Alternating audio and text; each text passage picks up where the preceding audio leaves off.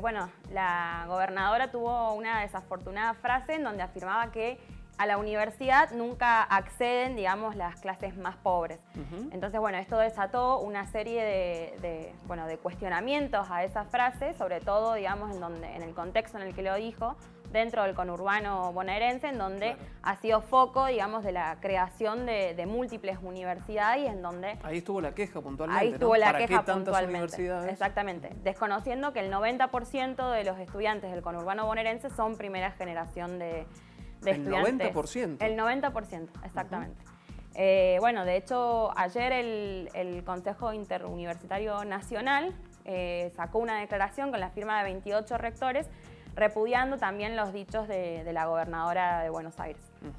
¿No estuviste investigando de alguna manera en algunas unidades académicas de la Universidad Nacional de Cuyo y entrevistando a aquellos estudiantes que ya son licenciados y profesores en distintas carreras y son primera generación de estudiantes, ¿no? Exactamente. Estuvimos hablando con algunos estudiantes que tenían como característica común que eran primera generación y bueno, nos estuvieron contando un poco cuál era su historia y también poniendo en valor, digamos, la posibilidad de la universidad pública que en el caso de ellos les permitió acceder a la universidad. Muy bien, vamos a ver el informe, ¿te parece? Dale. Lo vemos.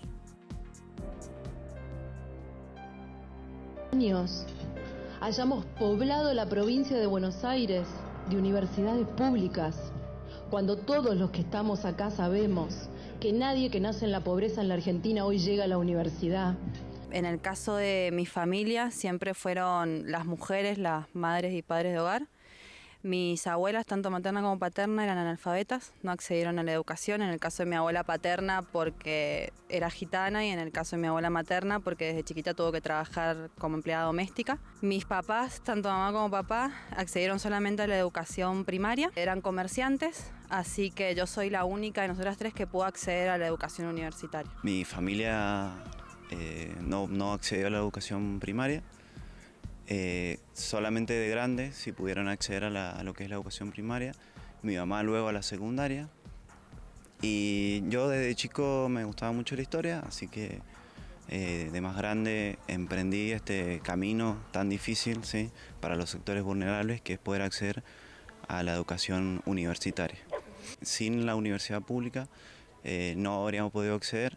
Represento la primera persona en caso de mi familia, por tanto de parte de madre, también de padre, en que he podido acceder a la educación superior.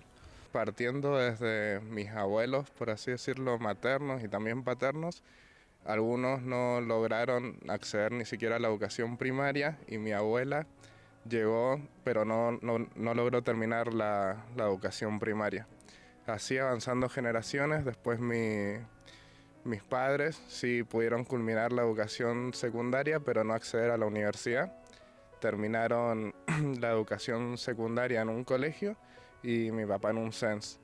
Y recién después yo, mis hermanos o también mis primos hemos accedido a lo que es la educación superior, universitaria y en gran mayoría universidad pública. Bueno, mi familia está compuesta de 6 integrantes y soy el primero que ha podido acceder a la universidad, que he podido llegar a la universidad.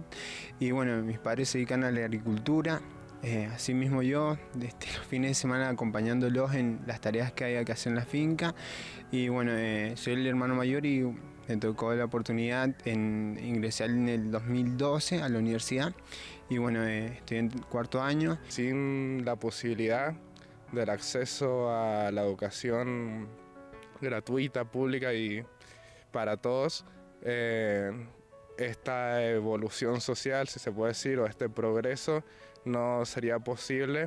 Por parte del Estado creo que nunca se debe poder desligar de esta tarea, que es fundamental. Creo que la educación emancipa a los sujetos, abre las cabezas verdaderamente de dónde estamos parados y muchas veces no reconocen que son sujetos de derecho. De no haber sido por la educación pública es muy difícil a veces acceder a este derecho que nos quieren hacer creer que no es un derecho el que tenemos, como no es obligatorio, como lo es tal vez la educación primaria y secundaria, a veces perdemos de eje eso y cuando perdemos de eje cuáles son nuestros derechos dejamos de luchar por ellos y nos los quitan mucho más fácilmente. Bueno, ¿cuánto deja para reflexionar, no? Este informe, la educación como un derecho, la posibilidad de emanciparse, la posibilidad de tener una mirada crítica respecto a las distintas situaciones que nos generan y la presencia necesaria del Estado, ¿no? En esa lucha de cada uno de los ciudadanos por estudiar. Claro, ahí en algunas declaraciones y por ahí también una discusión que se viene dando en el ámbito de la educación superior es no invisibilizar que también forma parte de un derecho, a pesar de que no es obligatoria la educación superior, ¿no? Y bueno, y también por ahí tener en cuenta estadísticas y números para poder, digamos, hablar con sustentos, ¿no? Sobre qué significa y cuál es el peso de la educación superior para la sociedad. Bueno, justamente vos investigaste porcentajes, números respecto a cantidad de egresados en Argentina, por ejemplo, contanos. Exactamente. Ahí en América Latina se ha pasado y se ha crecido, digamos, en la matrícula de las universidades públicas desde 1970, donde había 1 millón de estudiantes universitarios, a el 2011 contar con 25 millones de estudiantes universitarios, ¿no? Mucho. Esto tiene que ver con el crecimiento también de la cobertura de la educación media, ¿no? Que permite avanzar sobre la educación superior. En el caso de Argentina en concreto, en los últimos años, la brecha que existe entre los estudiantes considerados de clase alta y los considerados de clase baja se achicó del 1,5 al 1%. Entonces, digo, se produjo un avance en esto que vos también mencionabas del rol del Estado y de determinadas políticas públicas educativas que permitieron que a la universidad accedieran otros sectores que históricamente han estado postergados, ¿no? Claro, garantizar el derecho, como decían muchos allí estudiantes, ¿no? Y ya profesionales hoy en día. Exactamente.